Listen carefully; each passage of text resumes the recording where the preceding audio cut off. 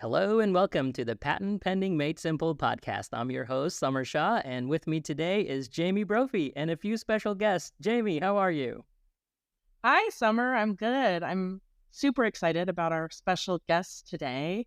So I think I'll go ahead and introduce them. Is that okay? Yeah, that'd be great. Okay. So I have two guests with me today, and I'm hoping we can start out by just giving us your name, your age, and how we know each other. I am Griffin. I'm 13 years old, and Jamie is my mom. That's right. Good job. Oh, yeah. So, Griffin, And my second special guest, give us your name, your age, and how we know each other. Okay, I am Jordan. My age is 10, and she's my mom. welcome to the show, Jordan. So, Summer, I brought my boys on here today because they had some questions about patents, and I thought it would be great to go through them.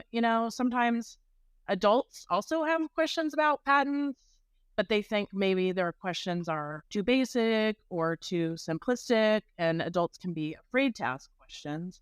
And these guys aren't afraid to ask anything. So, I thought I would have them ask us some questions today. Are you ready? I am ready. It sounds like they are too. Yeah. Okay. So, Jordan, what's our first question? What is a What is a patent? All right. Summer, do you want to take that? Yeah, I can try. So, a patent is essentially a piece of paper that says that you invented something and it gives you some rights. It gives you the rights to stop other people from making or selling or using that invention. So, a patent is a piece of paper that helps you protect something you invented. Jamie, I'm sure I've missed a bunch of things. So, do you have anything to add to that? I don't think so. Yeah, it's, a legal document. Do you guys have any questions about what he said? No? We're ready for the next question? Yeah. Have you seen a patent before? No. Oh, Piece of paper. I'm sure they've seen them electronically, but funny enough, the last time I took my oldest son to the dentist, his dentist had a red ribbon copy hanging up in his office. So I that's thought that was pretty cool. Yeah, that might have been my oldest son's first time seeing an actual patent. Oh, very cool. I'm going to send you guys some pictures because I get copies of the patents that Jamie works on, that I work on before we send them out to our clients. So I'm going to send you guys some pictures so you can take a look. Cool. All right, Griffin, you got another question? Yeah. Okay, so how do you get a patent? How do you get a patent? Summer, should I take this? Yeah, go for it, Jamie. Okay. So to get a patent, you have to write a patent application, submit your patent application to the patent office, and then the patent office looks at your application to make sure that it meets certain requirements. There's certain things you have to have in your patent application. And also the patent office determines whether your invention is patentable. And they do that by doing some research, seeing if there's anything exactly like it or similar to it that's already been invented. And if they determine that your invention is new and it's not obvious, then you get a patent. But it kind of takes a long time. It can take a few years. Summer, do you have anything to add to that? Yeah, no, I think that's pretty good. And you guys are asking really good questions because every time I get on a call with a new client, they ask me exactly the same thing. They said, "How do we get one? How long is it going to take?" And I tell them it's quite a long, process. It usually takes 3 to 4 years sometimes to get a patent. And in order to get one, your invention has to meet those requirements that Jamie mentioned. And additionally, you have to do a good job writing that application and that piece of paper. So you have to be both very careful about how you're writing it. You have to meet all the requirements, and you have to be very smart and strategic about how you're going to try to protect your invention. And that's what we do. We think about a lot about how to be careful and how to be smart when we're writing that application. All right. That's a long time. That is a long time. Yeah. All right. Jordan, what's your next question? Why do you need a patent? Ooh, that's a good question too. So, as I mentioned before, the patent gives you the right to stop other people from copying or making, using, or selling the invention that you have protected. So, the patent was initially a contract that the framers of our Constitution, it's a contract that we're worried that if people came up with really cool inventions that helped the society and helped the world be a better place, that they would keep it a secret and they wouldn't tell anybody about it because they want to make money off of that invention. But we want to spread our inventions. And if somebody has an idea that makes the world better, we want them to share it and encourage them to share it. So the patent gives you a term of about 20 years to practice your invention by yourself. So only you could profit from it. And it prevents other people from copying you and trying to undercut you. So that's why you typically need a patent, is because it gives you a term of exclusivity or a time that only you can practice it without having to have other people, or without worrying about other people copying your invention. All right. Does that answer your question, Jordan? Mm-hmm. Do you have any other questions about that? Okay. So I think Griffin's got our next question. What are some difficulties in getting a patent? Ooh, that's a good one too. Jamie, do you want to try to take this one? Yeah. So I think some difficulties are, we've already talked about it, can take a long time. Usually when you file a patent application, the first communication you'll get from the patent office will be a rejection, and that's pretty typical. So just communicating back and forth with the patent office, there can be a few rounds of those communications back and forth, but I think the main difficulty that we encounter in getting a patent is the question of obviousness. Is your invention obvious over something else? And that can be a pretty complicated question. It can be difficult to understand. Sometimes it looks like the references that the examiner is citing in their rejection look nothing like yours. But if there are features in common, the examiner could say that it's obvious. And sometimes that doesn't make a lot of sense if you don't have a lot of experience with patents and a lot of experience dealing with obviousness questions. I find that to be the main difficulty that we encounter. Samar, what do you think are some of the difficulties of getting a patent? Yeah, I think that's a big one that you mentioned, Jamie. The other big one that I think about a lot is whether the document that we're writing will actually cover the invention. And not just the invention as somebody might have come up with it, but somebody could try to design around that invention, right? So imagine that you create an invention for something and somebody changed it slightly to now copy your invention, right? If you have a patent, you would want to stop that person from just changing some small piece of your invention and bringing it to market. So we think about how do we not just protect the exact thing that you have invented, but also other variations of it to stop people from designing around or making variations of that invention.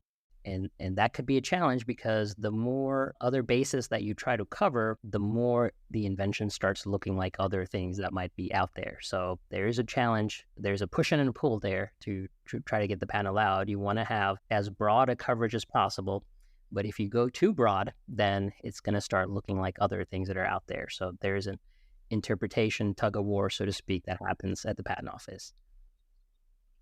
Yeah, I would agree with that as well. So I think those two main things, dealing with obviousness, rejections from the patent office, and making sure that the application is broad, but not too broad. Does that make sense? You understand what we, yeah? Okay. Mm-hmm. All right. So Jordan, what's your next question? If you have an invention, do you have to get a patent on it? Oh, that's also a very good question. And the answer is no. You don't have to get a patent. In fact, most of the things that you see on the store shelves when you go to a Target or a Walmart, most things are not patented. So you definitely don't need a patent in order to sell your product in the marketplace. But you do have to be careful because if somebody else has a patent, like I said, they could stop you from bringing your product out onto the shelves. So you could go through a lot of expensive process for manufacturing and selling your product. And somebody can later come back and say, well, you actually can't sell this thing without our permission because we have a patent. So that's something you should be careful about. But generally, you don't need a patent, and most products don't have a patent. But if you're going to sell something, you should check and make sure you're not infringing on somebody else's patent. And do you understand, based on the answers that we've already given you, if you don't have a patent, what could happen? Yeah. What could happen? People steal your idea. Yeah. And then no way to stop that. If you have a patent, you can say, hey, I have a patent on this. You can't just steal it, right? Yeah, but it's like if you don't have a patent, it's like letting someone take your wallet. Yeah. All right. What's your next question, Griffin? Okay, so it takes a long time to get a patent, but why does it take so long? Ooh, another good question. Well, there are a lot of people applying for patents at the United States Patent Office. So that's the organization that reviews patent applications. And maybe, Jamie, you should talk about that, and I'll circle back here. Yeah. You guys know I used to work at the patent office, right? Yeah. Well, way before you were born. But yeah, so some areas of the patent office just have a really long backlog. They get, hundreds of thousands of patent applications every year.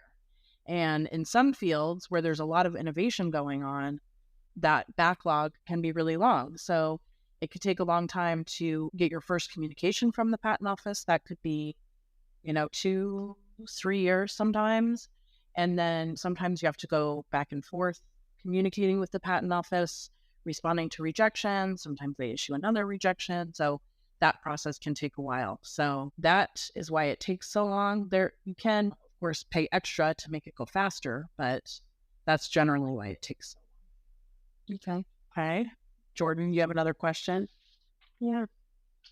How much does it cost to get? Oh, that's also a good question. So the prices can vary and be all over the place depending on how complex your invention is. We charge about $10,000 roughly to get a patent filed. And then it could take anywhere from $3,000 to $7,000 to argue with the patent office about whether your invention is obvious or not. But by the time you're all said and done, you have usually spent about $15,000 to $20,000 to get a patent. So it's a very expensive piece of document. That's a lot for a piece of paper. It is. It's probably one of the most expensive pieces of paper that you're going to get. So that's very true. Okay, this is our last question. Once you get a patent, what do you do with it? Ooh, that's also a good question. Well, you hopefully don't have to do much. You have to mark your product. So when you're going to sell it at a shelf or at a store, you have to mark it that, hey, I have a patent on this thing. So you're giving a notice to everyone else who's going to think about potentially stealing your idea or copying your idea. So you mark it as patented, and then you hopefully don't do anything. But if somebody does end up copying your invention, you can send them a letter and say, hey, I have a patent on this thing, which means that I have the exclusive grant from the United States government to practice this invention. Nobody else can do this. So you can send them a letter and tell them to stop. And if they don't stop, you have to take them to court. You have to file a lawsuit and have a judge or a jury, resolve the question of whether somebody infringes and whether they're allowed to create a copycat product or not. So it gives you a right to sue people in federal courts. Okay. Does that answer your question? Yes. Okay. Do you guys have any other questions about patents? No. That was a lot of questions. That was a lot of questions. But Yeah. you got everything answered. Yep. No more burning questions. No. All right. Well, thanks, you guys. This was fun. Yeah. Thanks for coming back today. It was fun chatting with you about my job. You guys asked wonderful questions. In fact, these are the same questions that a lot of inventors call us and ask us about. So you guys did a really good job. Thank you. Yeah. All right. Thanks, guys. Yep. All right, Samar. Guys. We'll talk to you next time. This was fun. Yeah. Talk to you on the next Yeah, it one. was fun. All right. All right. Bye-bye. Bye. Thank you for joining us on the Patent Pending Made Simple podcast. I hope you enjoyed our show. If you'd like to receive updates, view the show notes, or access a direct link to any resource, go to the episodes page on patentpendingmadesimple.com. To help others find our podcast, please like, share, and subscribe. Thanks again for tuning in. I look forward to having you with us next time on Patent Pending Made Simple. This podcast has been hosted by Outlier Patent Attorneys and is not intended to, nor does it create, the attorney-client privilege between our host, guest, or any listener for any reason. The content of this podcast should not be interpreted as legal advice. All thoughts and opinions expressed herein are only those from which they came.